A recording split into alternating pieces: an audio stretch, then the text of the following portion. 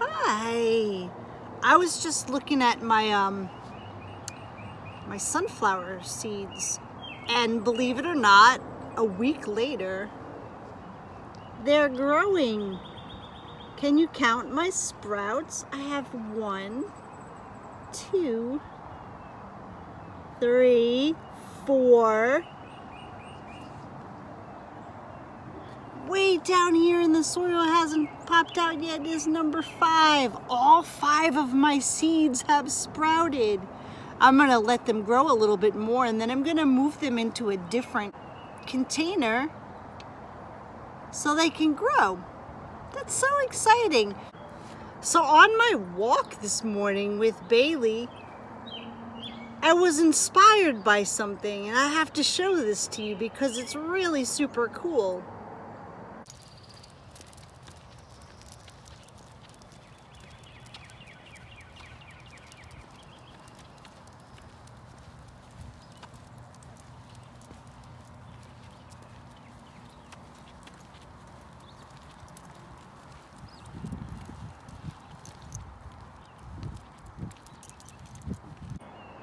And so today we're gonna make shadow drawings. And I thought it would be pretty cool if we combined some of the things that we found on our nature scavenger hunt into our shadow drawings. So let's see a little bit of the things that I found on my scavenger hunt. A twig in the shape of a Y. I don't know if you could see it, but it has one big line down here, another big line down here, and another big line down here, so it's the shape of a Y. I thought that was a really good find. Then I have found a smooth rock,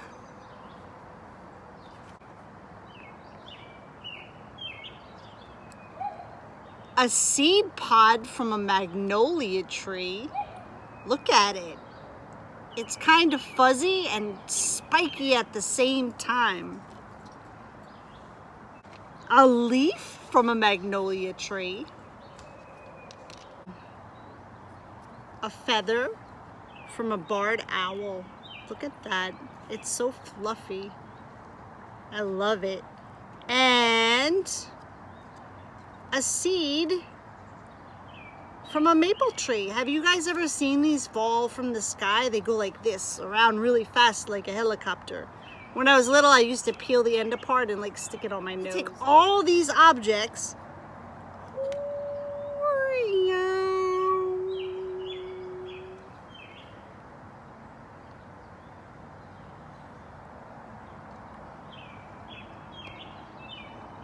and make them part of my shadow drawing.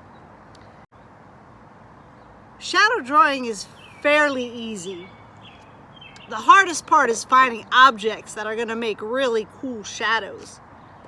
But the easy part is getting your supplies together. So what you're gonna need is like 6 to 10 pieces of regular copy paper, some tape, a couple of rocks to hold it down on the edges, and your objects, and a pencil or some markers, and then we just go and have some fun.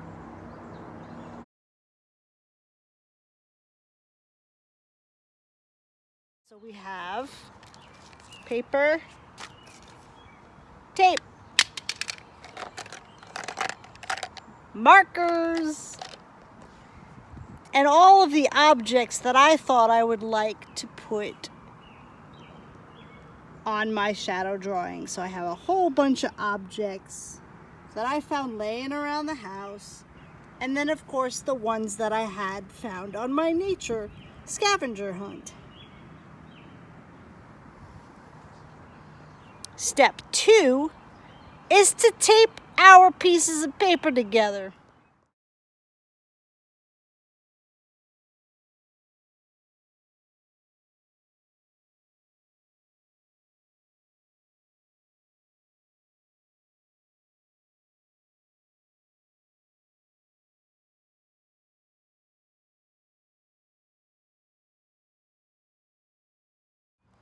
Step 3, put your objects along the edge of the paper. And I probably don't have to tell you this, but when you put your objects down, you want to make sure that the shadow is on the paper so it looks something like this. Not like this, because our shadow's over here. We want to make sure that our shadow's on the paper right here. Look at that. Oh, cool. All right, let's line up our objects. We got a lot to do.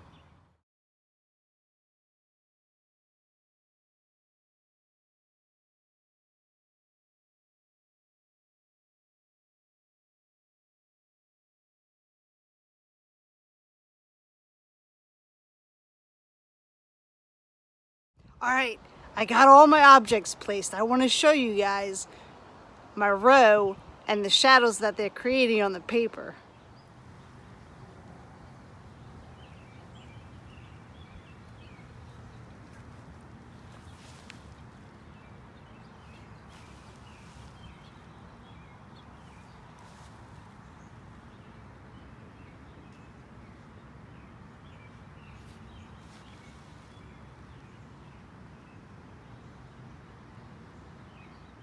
Now, watch how things can change if you move your object further away or closer.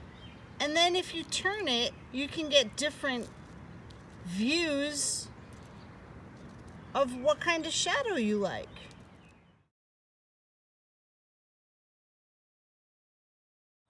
Step number 4, trace your shadows.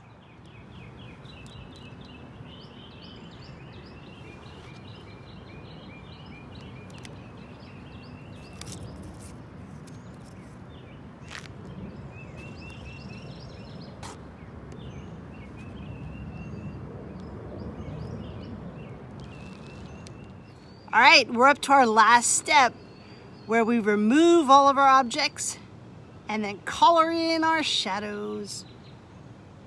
This is the fun part too.